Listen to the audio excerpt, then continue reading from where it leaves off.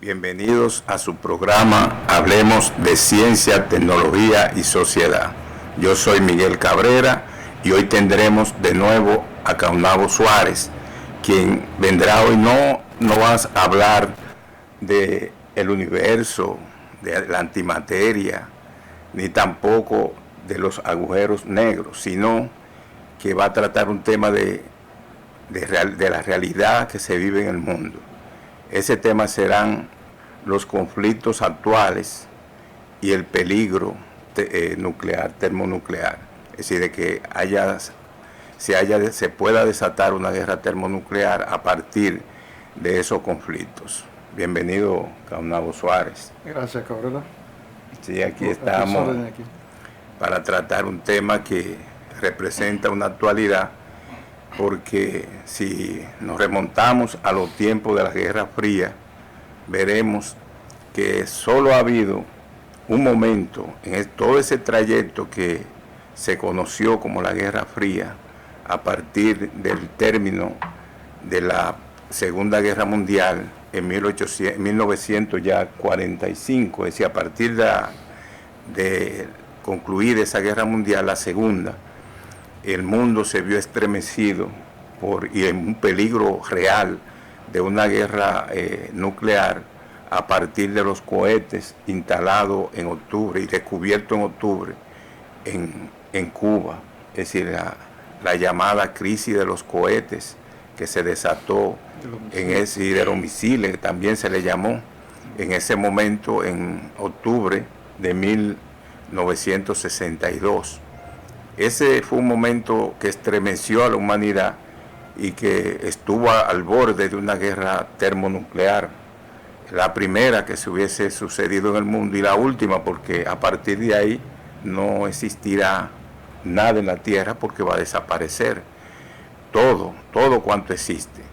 Eso fue una situación que se dio en 1962, pero a partir de ahí se produjo lo que se llamó la tensión que había entre los países socialistas y también, en este caso, el Occidente, representada por Estados Unidos y las grandes potencias occidentales, como Francia, Gran Bretaña, Alemania, es decir, esos países donde dominaba y domina todavía el sistema capitalista. Es decir, fue una situación que se dio, pero ese sistema socialista como tal se derrumbó ya en los años 89, 90 y 91, ya fue desapareciendo.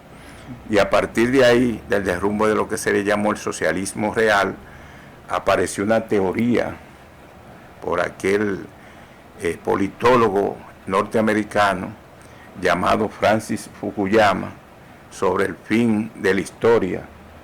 Y en este caso él lo que planteaba era que la historia ya había concluido en cuanto a lo que eran los conflictos, las guerras, porque las ideologías ya habían desaparecido con la caída del campo socialista o el socialismo real, y que la democracia liberal había triunfado. Esa era la prédica y la posición planteada por Francis Fukuyama en su libro, que se llamó y se llama todavía El fin de la historia y el último hombre. También le agregué esa parte.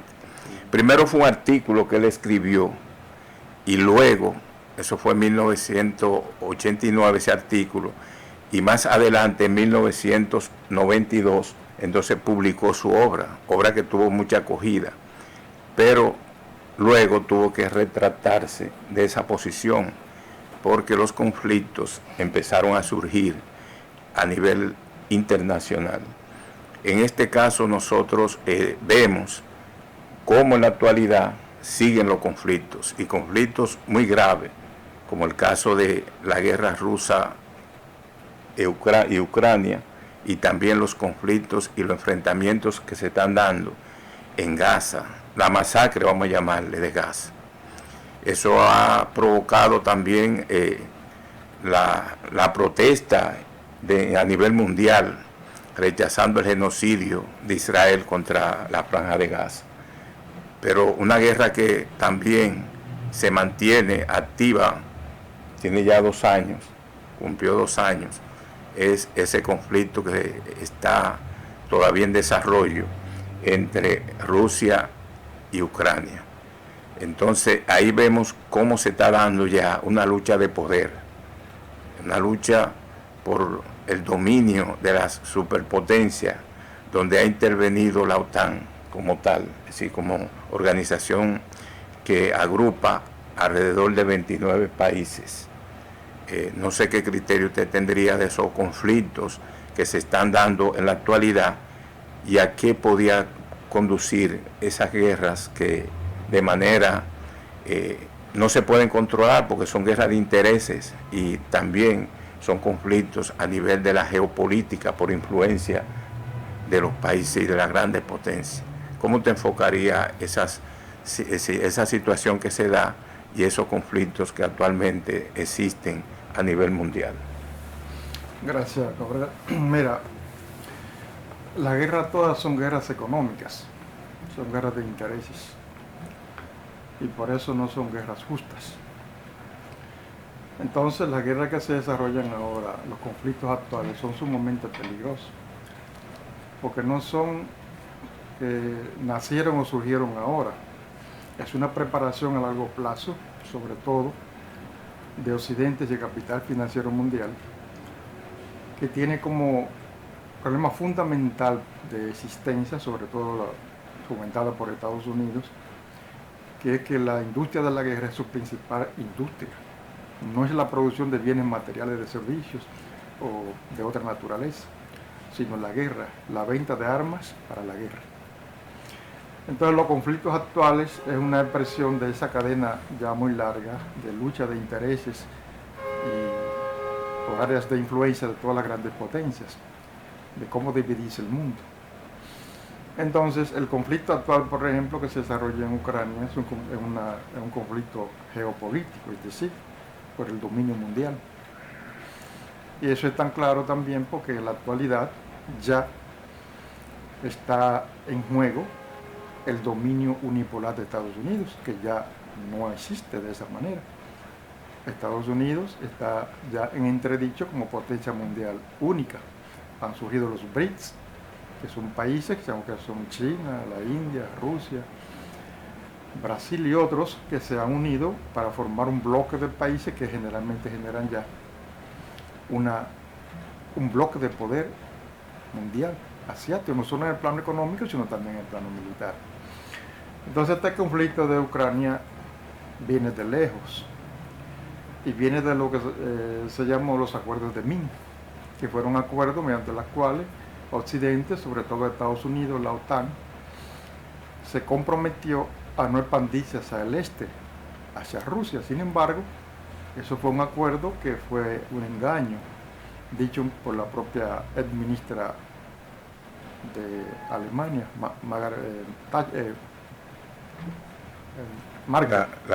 la canciller alemana, que dijo que eso se hizo con Rusia para ganar tiempo, o sea que no tenían intenciones de cumplirlo. Y Rusia fue siguiendo rodeada por la OTAN. Al final ya la OTAN se preparaba para incluir a Ucrania en la OTAN. Entonces ahí vino inmediatamente la reacción de Rusia y ahí comenzó la guerra. O sea, ese es un conflicto geopolítico, un conflicto por la división del mundo. Y al mismo tiempo un conflicto en defensa de la seguridad de Rusia, porque si se siente amenazada porque le están rodeando, pues entonces reacciona de la forma como normalmente debe reaccionar todo país que se siente amenazado. Ahora, un caso que se da y que hay que tomarlo en cuenta en el análisis de la situación internacional en la actualidad es que la OTAN, que se creó mediante el acuerdo de Washington, es decir, fue un tratado que se estableció en Washington en 1949, es decir, 4 años después de concluida la Segunda Guerra Mundial, que terminó en 1945. A partir de ahí se crea ese Tratado del Atlántico Norte, que se llama OTAN, y que también en ese momento que se crea la OTAN, años después, en 1955, entonces los países del sistema socialista que habían establecido el socialismo ellos se reúnen y crearon el Pacto de Varsovia. Es decir, una forma de contrarrestar la influencia militar de la OTAN y ese acuerdo de cooperación de defensa mutua que se estableció en 1949. Ahora la pregunta sería y que cabe en este momento, si en 1990, 91, con el derrumbe del campo socialista, desaparece el Pacto de Varsovia, lo correcto sería que, como no había esa oposición entre países, ¿por qué la OTAN permanece? Es decir, sigue y continúa y se involucra en conflictos de tanta peligrosidad como ese que se está dando en Europa entre Rusia y Ucrania. Bueno, la razón principal es que la existencia, lo que da motivo a la existencia de la superpotencia, sobre todo las imperialistas, es el control y el dominio del mundo. Y cuando tienen el control, que ya lo toman todo en sus manos por la derrota o la caída del campo socialista, pues entonces su tendencia es a fortalecer ese poder a nivel mundial, a nivel internacional, no a disminuirlo. Y por eso comenzaron a coaptar, a llevar más países a la OTAN, y aún no habiendo ya un poder contrario que le disputara el control del mundo, pues siguieron fortaleciendo, porque la esencia de su existencia es el control, el dominio y la expoliación de los pueblos del mundo. Entonces, mientras más se fortalece, mientras más fuerzas alcanzan, pues por esa razón, mejor. Y por eso la OTAN, en vez de disolverla, como era lo que en términos correctos debió ocurrir, porque ya no había esa lucha política y geopolítica que existía anteriormente, lo que hicieron fue entonces fortalecerla más. Porque esa es la esencia del dominio del capital mundial, es fortalecer el poder, el control, el dominio y con ello el sometimiento de los pueblos que pierden su soberanía. Entonces, por esa razón la OTAN supervivió y aún continúa fomentando la guerra en todo el mundo, porque hay que tomar en cuenta una cosa: la economía de Estados Unidos es una economía de guerra, de exportación de guerra, de exportación de equipos bélicos militares para la guerra. Eso es su principal ingreso. Y por ejemplo, ahora mismo, en la guerra entre Rusia y Ucrania, los propios altos funcionarios del Pentágono se han encargado de decir que de cada $100 que se envían a Ucrania, 90 se quedan en Estados Unidos, no van a Ucrania. Es decir, que es un negocio lucrativo para los Estados Unidos. Y por esa razón, ahora mismo, el problema de que esos conflictos que existen ahora, con el de Palestina e Israel, que hablaremos más adelante, ¿verdad? La razón por la cual esos son detonantes probables de una tercera guerra mundial, una guerra termonuclear, es porque cada día hay una escalada superior. Occidente se niega a reconocer la existencia de Rusia y tiene planes específicos para la destrucción de Rusia. Y así no se convive en el mundo. Fortalecer la OTAN en estos momentos sería prácticamente cercar a Rusia, porque, por ejemplo, la OTAN surgió con 10 países. Es decir, cuando se firmó el Tratado de Washington en 1949, fueron 10 países que lo firmaron. Si nosotros vemos en la época actual, ya son 29 países, incluyendo muchos de esos países que formaban parte del campo socialista, es decir, que ellos se han adherido a la OTAN. En los últimos años también, y luego de la guerra, específicamente de la guerra entre Ucrania y Rusia, se ha integrado, se ven a Suecia, que era neutral antes, tenía parte de su política internacional la neutralidad en conflictos internacionales, no participaba. Tenemos también a Finlandia, es decir, países que prácticamente van a tener cierta influencia en la OTAN. Cuando uno ve eso dice, pero en lugar de frenarse o frenar el proceso de confrontación mundial, lo que se está tratando es de fortalecer los mecanismos de lucha y de cerco hacia la antigua, es decir, Rusia. Entonces cuando uno ve esos casos dice, pero ¿y qué es lo que va a suceder? ¿Se va a dejar cercar Rusia de esos países? Y ahí es que se tiene el temor de que se pueda desatar ya un conflicto de mayor escala, porque el escalamiento de ese conflicto tarde o temprano va a llegar a un conflicto ya de mayor envergadura, porque Rusia no se va a dejar vencer. Es decir, Rusia dejarse vencer por Ucrania, que no es Ucrania que está luchando contra Rusia solamente, sino que están las fuerzas de los países de la OTAN. Eso representa un duro golpe para lo que es la geopolítica mundial y un cambio total en lo que sería el esquema de dominación mundial. Ahí vemos también a China y otros países que están cerca de las posiciones rusas y aportando y ayudando a Rusia. No sé qué usted opina de ese caso, cómo esa situación se ha ido conformando en los actuales momentos. ¿Qué usted opina de esa situación que podría degenerar ya en conflicto de mayor envergadura? Bueno, sabes que el escalamiento es una política del capital financiero mundial que está en decadencia, está de capa caída. Y entonces, como la única manera de sostenerse es crear la guerra, incluso la Tercera Guerra Mundial si es necesario para mantener su dominación, pues eso no se detendrá. Cada día hay un nuevo escalamiento. Por ejemplo, ahí tenemos recientemente, en esta semana, el sábado pasado, como ocurrió un crimen horrendo en Rusia. Fueron asesinados más de 133 personas por un comando que indudablemente tiene vinculaciones con los países de Occidente, por lo menos con Ucrania. Entonces, eso es una condición que indica cuál es el objetivo central de Occidente, qué busca y para dónde va.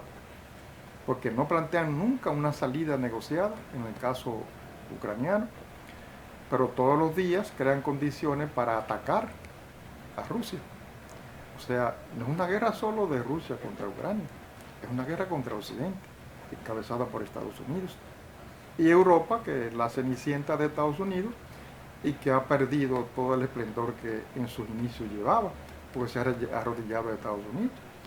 Alemania, que era la punta de lanza de la economía de toda Europa y por tanto también del mundo, una gran influencia, pues está en el suelo, sus industrias están mirando a Estados Unidos.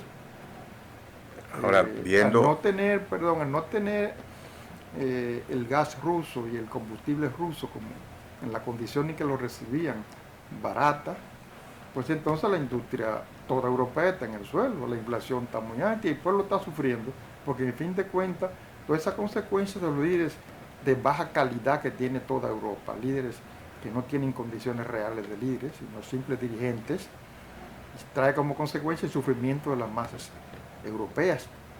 Y hoy en día la condición de la calidad de vida del europeo en general, toda Europa ha bajado y ha disminuido. ¿A consecuencia de qué? Del objetivo de Estados Unidos de atraer hacia sí todos los negocios con Europa, importándole lo que sea donde termine en Europa. Someterlo económicamente, políticamente y militarmente a través de la OTAN. Entonces, Europa ahora mismo es un continente y todos los pueblos de Europa que están sometidos a los designios de Estados Unidos. Es una realidad. Ahora, cuando hablamos de escalamiento, indica que esa guerra puede tomar un giro muy peligroso. Y la gente se pregunta entonces, ¿y qué es la bomba termonuclear? ¿A qué se llama fisión nuclear?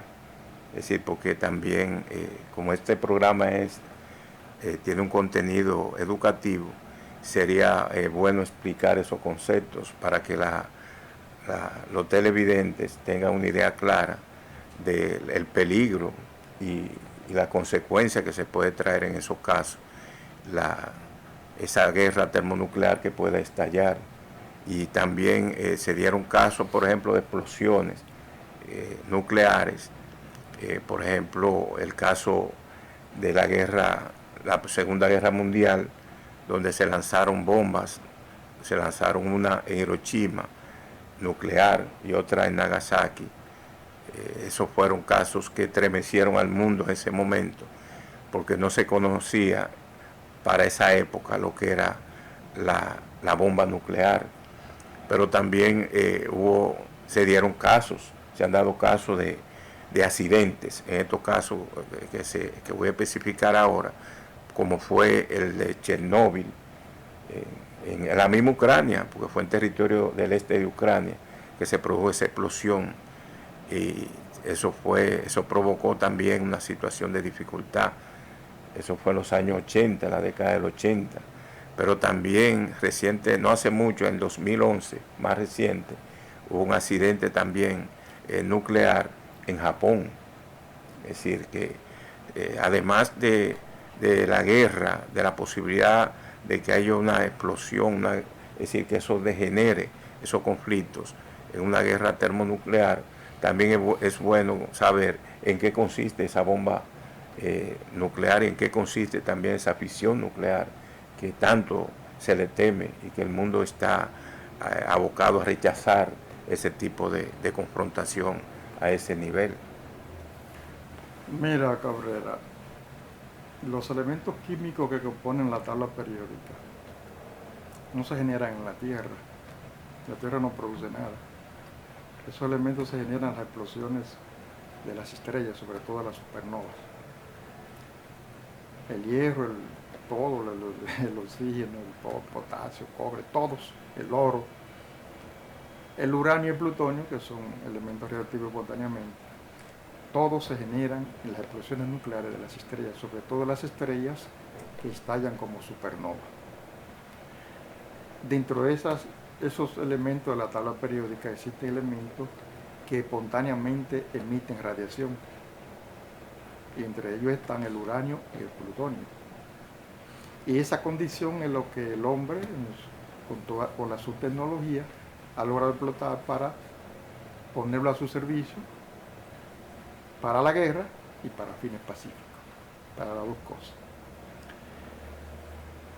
En esa forma de los átomos existen dos funciones fundamentales, que es la fisión y la fusión.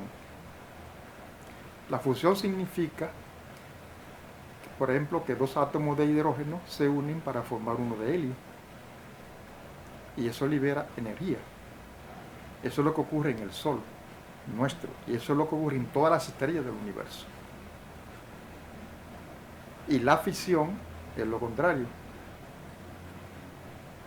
Un núcleo libera, por ejemplo, un neutrón, y ese neutrón es una radiación que sale fuera de ese núcleo, y esa radiación espontánea es la que ha usado el hombre para la construcción de las bombas nucleares, aplicando toda su tecnología. Por ejemplo, el uranio y el plutonio, que tienen radiaciones espontáneas, son las bases fundamentales para crear las bombas nucleares. El sistema y el proceso para ello no es necesario plantearlo aquí, pero se desarrolla de la siguiente manera. Cuando se construye una bomba nuclear, se libera una partícula, generalmente un neutrón, y ese neutrón rompe un núcleo. Esa rotura genera otros núcleos, y entonces esos núcleos van rompiendo simultáneamente, instantáneamente, en millonésimas de segundos, y se genera lo que se llama reacción en cadena. Esa reacción en cadena genera una enorme explosión, una enorme temperatura, en fracciones en millonésimas de segundos, que todo cuanto existe a 2 kilómetros a la redonda es vaporizado. Cualquier forma de vida. Pero ocurre que después que pase ya el efecto, todo lo que quede fuera del ámbito de la vaporización por el efecto del calor y los escombros que se generan, pues entonces morirán por la radiación.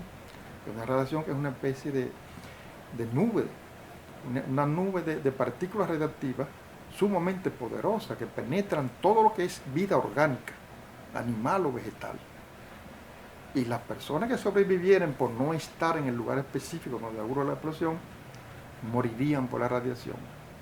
Y esta no se queda estática, esta se va por los efectos del clima y cómo se mueve el clima en el planeta Tierra. Se va desarrollando y se distribuye por todo el mundo. Por eso, si ocurriese un enfrentamiento termonuclear, nadie estaría a salvo en ningún lugar. aunque esté a miles de kilómetros donde estalló la última bomba, o la primera, porque el planeta entero sería dañada la atmósfera, se formaría una lluvia radioactiva, el humo y los incendios paralizarían la luz solar, no habría alimentos, se contaminarían con radiación todos los alimentos, las aguas, todo cuanto existe, morirían los animales, los hombres también, y cómo viviría entonces el ser humano. O sea, en un enfrentamiento termonuclear, que es lo que se está preparando desde hace mucho, el planeta Tierra la vida humana desaparecería y toda la vida compleja probablemente desaparecería. Entonces destruiríamos toda la civilización que hemos construido y tendría que pararse miles de años nuevamente para surgir nuevas especies que pudieran poblar el planeta, especies complejas, y así sucesivamente. Es un caso sumamente grave. Sí, aunque también debemos considerar que hay un empleo también pacífico de esa energía nuclear. Ese caso se da en muchas áreas que se puede utilizar, no para la muerte, esa energía nuclear, sino también para la vida. ¿Cuáles son esos casos en los cuales esa energía nuclear sirve al hombre para mejorar su vida? Es decir, porque no es solo para destruirla, sino también para mejorar su vida. Se emplean esa energía nuclear en algunas áreas. ¿Cuáles son la utilización pacífica de esa energía? ¿En qué contribuye? Bueno, todos nosotros conocemos cuando una persona tiene un tumor, por ejemplo, se somete a radiación. O si no, se somete que ya sea esta radiación por vía de un equipo que genera radiación nuclear, o por vía de una toma de partículas que son radioactivas. Y eso hace que disminuye el desarrollo del cáncer, del tumor. Y eso le hace una vida más larga al paciente y el enfrentamiento de la enfermedad. Y existen numerosas formas de aplicación para eso de la energía nuclear. Y en la vida social, por ejemplo, tenemos la energía nuclear, la energía eléctrica que proviene de las reacciones nucleares, que se crean reactores nucleares para generar energía eléctrica. Se aplica toda una tecnología que permite desarrollar plantas de generación eléctrica que son de vital importancia para la existencia humana. A los hogares no llega nada que tenga que ver con la radiación nuclear, porque un reactor nuclear está controlado y dirigido de tal manera que toda la radiación y todo cuanto existe se queda en el entorno donde está, porque está encapsulado, vamos a decir. Pero genera el movimiento de las turbinas y todas las condiciones para generar la energía eléctrica. Entonces es un uso pacífico que es muy importante. Ahora, en todas las reacciones nucleares hay un pasivo medioambiental que tiene que ser manejado. Generalmente manejado de forma tal, por ejemplo, se usa normalmente el plomo.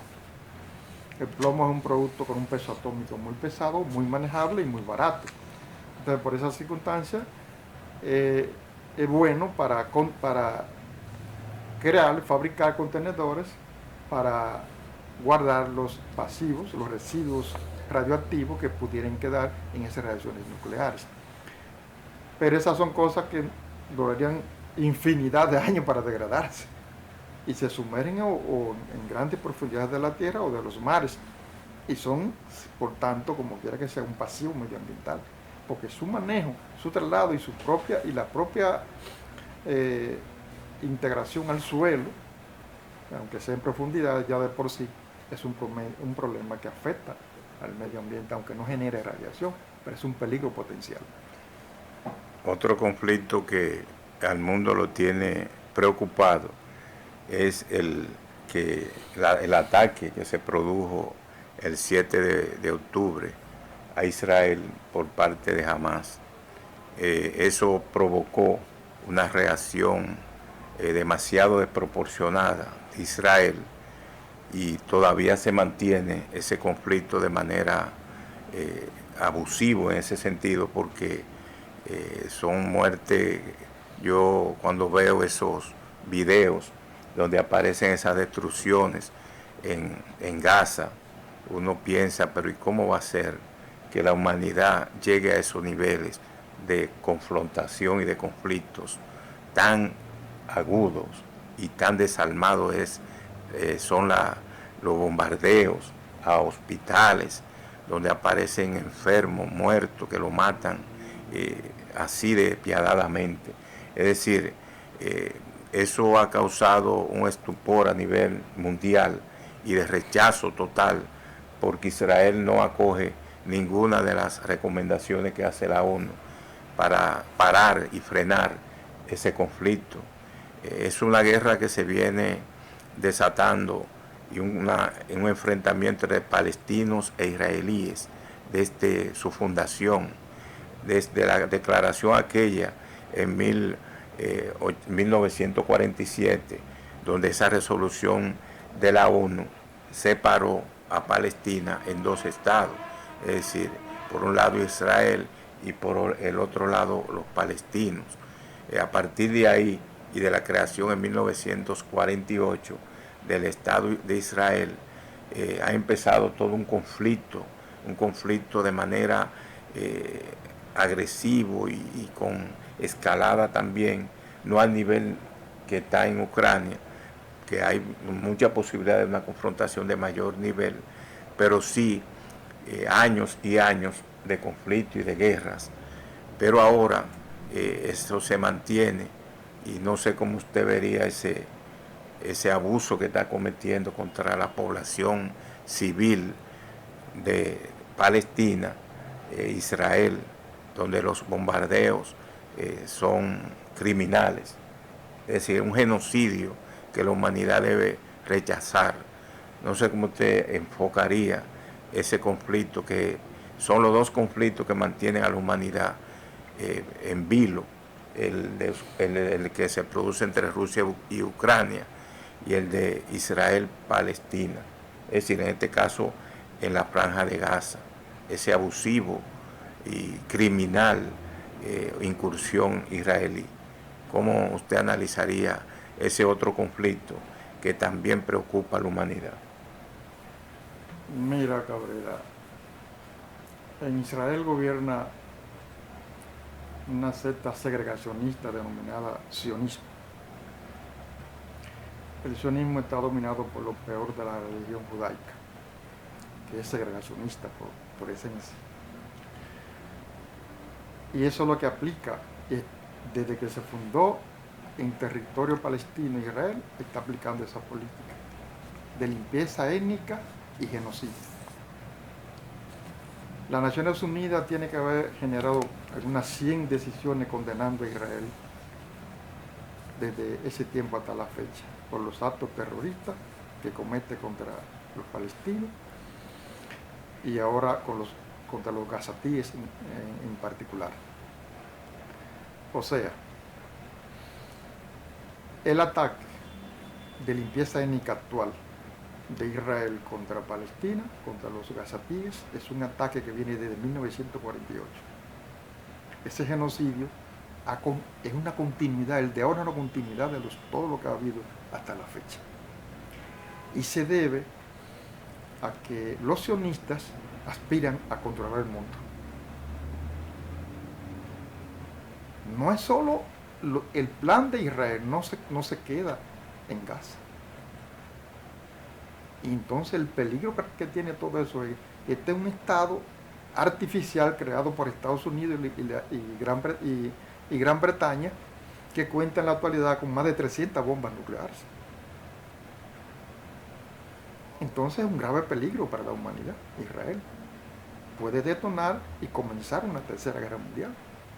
Y como está apadrinado, financiado y armado por Estados Unidos, que allá tiene, creo que son 3 ahora mismo, portaaviones para protegerlo por si acaso los países árabes se levantan contra Israel por la masacre que está cometiendo en Gaza, pues entonces es un grave peligro de detonante de una tercera guerra mundial. Y ahí el conflicto aún no ha concluido. Y puede un día, cualquiera de estos, que los países árabes ya hastiados de los daños que no solo ha cometido a los palestinos, también a Siria, a Egipto en el pasado, pero ahora estaba un poco más aliado de Israel, pero creo que ya está cambiando.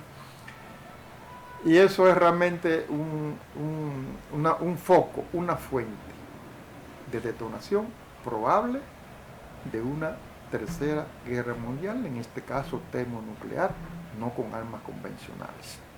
Por eso, el peligro que se tiene actualmente es muy alto. Y a eso tú le agregas entonces lo que está pasando en Ucrania, el apoyo de Occidente, de la OTAN totalmente, y con Rusia, que recibe directa o indirectamente el apoyo de otros países.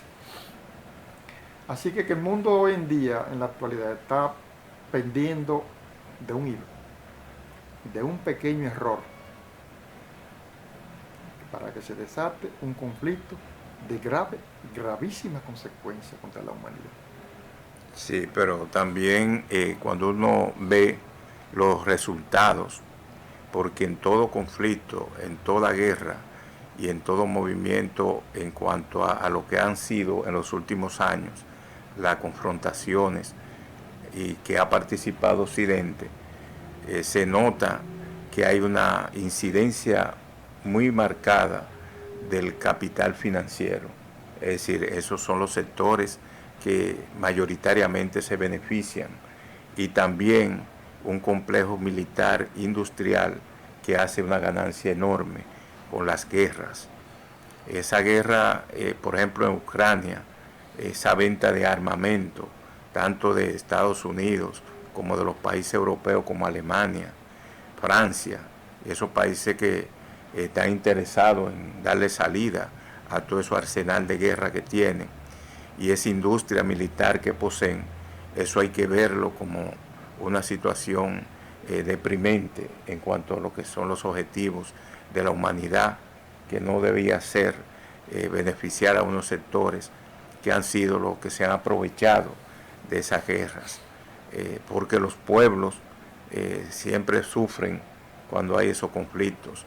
Pero ¿cómo usted analizaría en este caso el beneficio y el compromiso que tienen el sector financiero y ese complejo militar industrial, que en este caso es el que gobierna en Estados Unidos y dirige el gobierno, y que son los que están sacando unos beneficios enormes de esas guerras que se están dando, tanto en Medio Oriente como entre Rusia y Ucrania?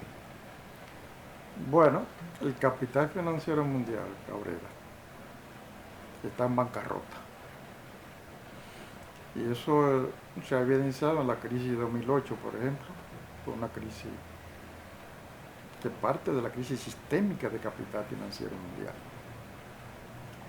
Y esa crisis de algún modo la subsanan y quieren subsanarla. ¿Cómo? Acrecentando la violencia, acrecentando la guerra, acrecentando la expoliación de los pueblos y el sometimiento de los pueblos. Ese es el camino originario del capital financiero mundial. Porque mira una cosa, el capital se fundamenta en la competencia. ¿Y qué es la competencia? La neutralización del otro, la eliminación del otro si es necesario.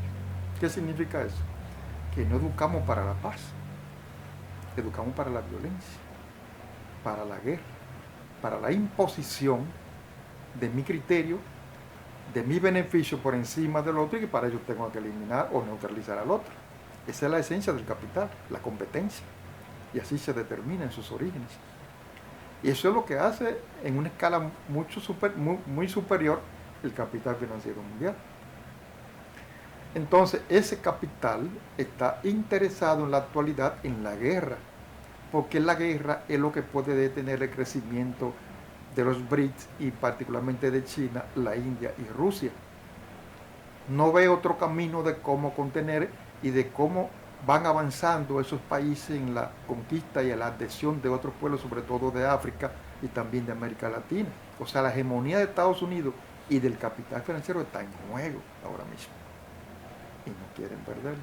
Entonces, ¿cuál es el camino? ¿Cuál es el procedimiento que yo tomaría? Indudablemente que la guerra. Como única salida probable, según su teoría de evitar su caída. Inexorable, porque es inevitable. Entonces, para ello tienen un plan contra Rusia, y ese plan comenzó de hace mucho tiempo. ¿Cuál es? La balcanización de Rusia, es decir, dividir a Rusia en muchos países, que todas las etnias fueron países propios, desmembrarla. Y esa es una política que se ha desarrollado y estuvo a punto de ejecutarse. Pero la llegada de Putin a Rusia cortó esa posibilidad. De ahí está el enfrentamiento, la enemistad no solo contra Rusia, sino contra Putin, porque es el que cortó el camino que llevaban ya de desmembrar a Rusia. Ahora bien, no defendemos a capa y espada a Rusia. Rusia también es una nación que procura expansión y dominio. Ahora bien, la diferencia estriba en cómo es esa expansión y cómo es ese dominio. Estados Unidos impone condiciones políticas obligatorias para los países en que tiene influencia y tienen que hacer lo que ellos digan. Hasta ahora no he oído que los países que tienen relaciones de desarrollo económico, de amistad y colaboración con Rusia o con China son obligados a poner los gobiernos que digan ellos. Hasta ahora yo no conozco eso.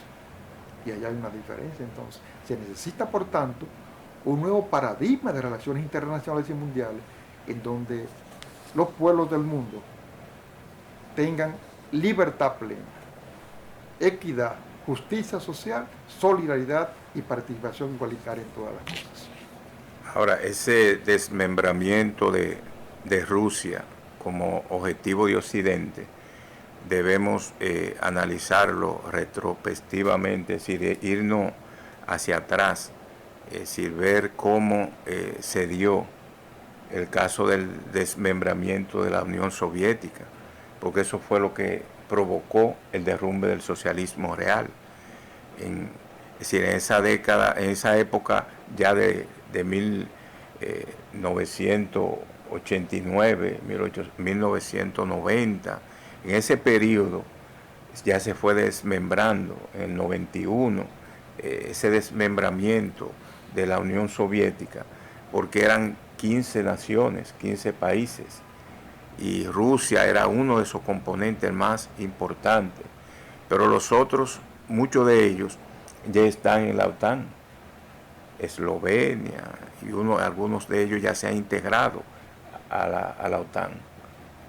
Lituania, es decir, esos países que eran parte de la Unión Soviética, hoy están en el Tratado del Atlántico Norte. Es decir, que eso sería un peligro para la humanidad, que ahora se trate entonces de desmembrar lo que es Rusia como tal. Es decir, porque es una lucha por influencia en el área europea. Eso, así es que se ve la guerra actual. Entonces, lo que también crea un poco de inquietud es el papel de China. ¿Cómo usted enfocaría el papel de China? Porque ese país, ese gran país asiático, en estos momentos se encuentra en una disputa y en una confrontación económica con Estados Unidos por la hegemonía mundial, pero en el plano económico. Es decir, fundamentalmente, ¿cómo usted analizaría esa actitud y esa forma en la cual China se presenta como una potencia económica en estos momentos? Bueno, China es un poder económico mundial establecido ya. China es la dueña del comercio mundial, de los negocios mundiales. No hay un país del mundo donde no estén las mercancías chinas. Lo que tú no encuentras en ninguna parte de mercancía norteamericana. ¿Lo has visto aquí en el país? Ninguno. Quien domina los negocios, quien domina la industria mercantil, la gran industria para exportación, domina o dominará el mundo en poco tiempo, porque domina la economía. Entonces China tiene una política también de dominio y de expansión, una política centrada en las buenas relaciones de cooperación y vecindad.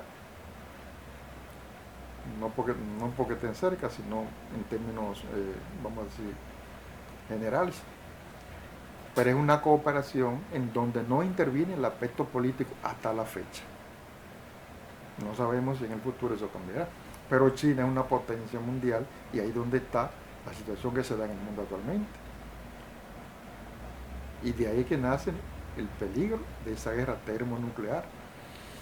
China tiene establecido que Taiwán es una provincia de China.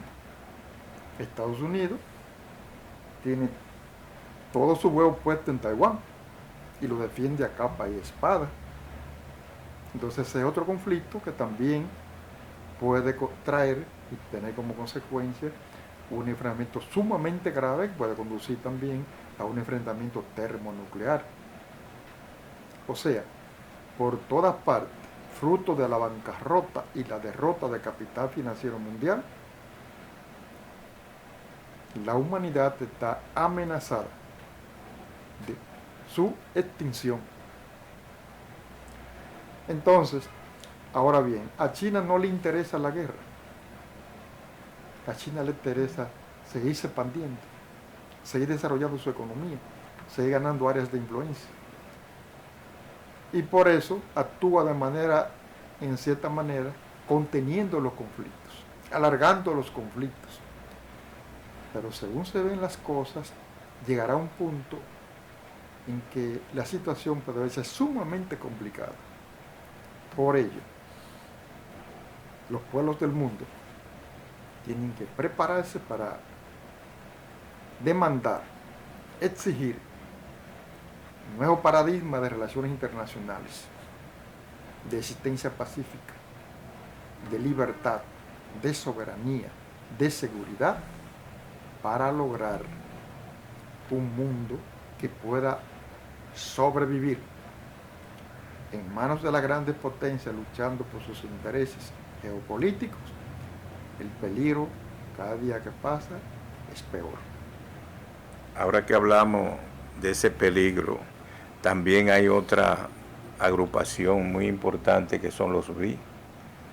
Los BRICS, es decir, ¿qué papel están jugando en esta coyuntura? Es decir, eso habría también que analizarlo para ver en esas circunstancias cómo ellos han planteado posiciones. Es decir, cómo usted vería en este caso los BRICS, cómo están planteando su posición en esta coyuntura. Sabe que los BRICS son un conglomerado de naciones encabezado por China, Rusia, la India, fundamentalmente, ¿verdad? Y Brasil, que fueron de los fundadores, que precisamente buscan crear condiciones diferentes de relaciones internacionales a lo que ha creado Estados Unidos, fomentado Estados Unidos, porque Estados Unidos fundamenta su política internacional en el saqueo, en el sometimiento. Entonces los pueblos del mundo lo primero que piden en su relación con Estados Unidos es su libertad y su soberanía. Se ve de lejos que lo que fomentan los BRICS es otro tipo de relaciones internacionales. Por esa razón están ganando tantos adeptos todos los días en naciones y países y los pueblos del mundo. Porque ven una política distinta, diferente a la dominación cruda y brutal que es la que ha ejercido como policía del mundo desde 1945, cuando Estados Unidos salió victorioso en la Segunda Guerra Mundial. Pues ya los pueblos se están cansando de esa política del palo y el garrote a nivel internacional y están buscando otra salida, respeto a su vida interna, a su libertad para decidir qué hacen en su propia nación, qué sistema político establecen, sin que nadie tenga que imponérselo, ni nadie tenga que ir a invadirlo para imponer el presidente que ellos quieren o tumbarle que ellos quieren tumbar, porque no obedecen a sus intereses. Entonces, los BRICS son una organización paralela a ese sistema de dominación que ha tenido por muchos años Estados Unidos. O sea, se ve como una institución con diferenciación respecto a la conducta tradicional de dominio del capital financiero internacional. Sí, se luchó Caonabo en su momento porque hayan nuevos paradigmas en el mundo. Es decir, parte de la humanidad siempre ha tratado de que la justicia social, la equidad, la solidaridad entre los pueblos prevalezca, la ayuda y colaboración mutua entre las naciones. Sin embargo, cuando uno ve esta realidad que vivimos, uno se asombra. Es decir, uno dice, pero ven acá la humanidad, ¿qué destino tendrá? Es decir, ¿qué le espera? ¿Cuáles son las aspiraciones que se pueden tener en un mundo tan convulsionado como el que vivimos? ¿Qué usted le daría de esperanza a la población, al pueblo, a los pueblos del mundo, para que puedan tener, aunque sea un poquito de esperanza, de que se podrá lograr algo mejor? Bueno, lo primero es organizarse. Organizarse para la lucha contra sus opresores, contra quienes le impiden comer, contra quienes le impiden ser libres. Ese es el primer paso que han de dar los pueblos del mundo. Y organizarse para enfrentar la expoliación internacional, establecer su propia soberanía en base al respeto mutuo de todas las naciones. Si eso, lo único que puede contener una guerra termonuclear en las actuales condiciones es la actividad y la acción de los pueblos en movilización constante y permanente contra la guerra y a favor de la paz. Solo los pueblos paran la guerra. Y se necesita y es urgente que los pueblos del mundo adquieran conciencia de que si no se detiene la guerra, las grandes potencias y sobre todo el capital financiero mundial conducirán la humanidad a la catástrofe. Y sería terriblemente malo, inconcebible, inaceptable que una especie supuestamente inteligente, la más avanzada de la que existe en el planeta Tierra, precisamente conduzca a la destrucción completa de toda la vida compleja que hay en este planeta y que solo queda en la vida que puede desarrollarse en las cuevas y en las grandes profundidades de los mares, donde no llegue la radiación o el calor o la devastación, o donde aparezca alimentos, porque en una guerra termonuclear quien tiene vivo enloquecerá por lo horrible que sería ver el mundo y el ambiente, y porque no tendrá alimento, ni comida, ni alojamiento que esté libre de contaminación. ¿Cuáles plantas? Nosotros vivimos de las plantas, vamos a decir, de todo tipo, por los sembradíos que hacemos, y ya elaboran el oxígeno que va a la atmósfera, pero una atmósfera contaminada de radiación. ¿Para qué te sirve? Tú la respires para morir, te destruirá tus órganos internos. Todo lo que vida, las células vivas, todas son dañadas por la radiación, y la que recibe una radiación menor, pero sí que lleguen a hacer cambios en el ADN de las células, pues esa es una especie que desaparecerá, aún se mantenga viva por mucho tiempo. Y al planeta le costará muchos años restablecerse nuevamente los daños que ocasionaría a la vida en general una guerra termonuclear.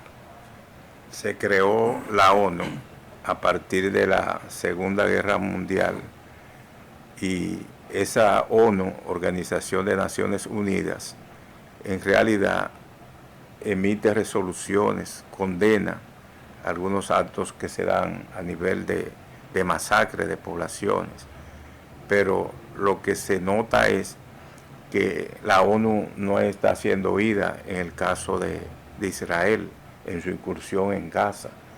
Ha emitido numerosas resoluciones y no se le escucha, es decir, no ha parado, no ha frenado esa ofensiva israelí contra el pueblo palestino en Gaza. ¿Cómo te interpretarías eso? ¿Y qué lección le da esa actitud adoptada por un gobierno como el de Netanyahu, que no respeta resoluciones de la ONU.